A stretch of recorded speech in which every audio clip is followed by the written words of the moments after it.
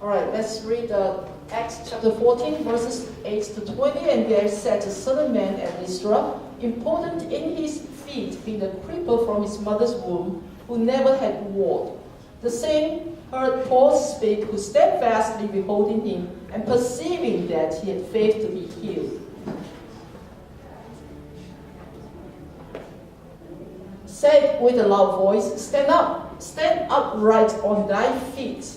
And he leaped and walked.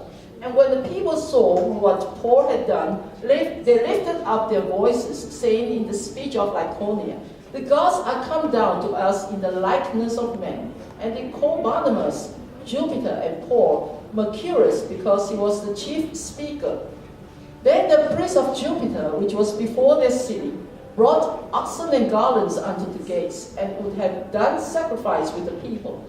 Which, when the apostles Barnabas and Paul heard of, they rent their clothes and ran in among the people, crying out, and saying, Sirs, where do ye these things? We also are men of like passions with you, and preach unto you that ye should turn from these vanities unto the living God, which made heaven and earth and the sea and all things that are therein, who in times past suffered all nations to walk in their own ways.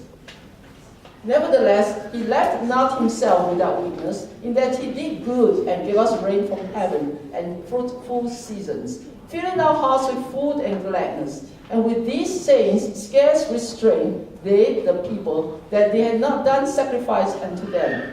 And there came thither certain Jews from Antioch and Iconium, who persuaded the people, and having stoned Paul, drew him out of the city, supposing he had been dead.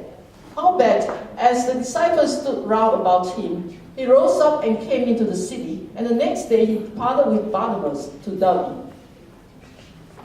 请我们用敬畏的心、警醒的灵来聆听圣灵界的牧师要对我们的教导。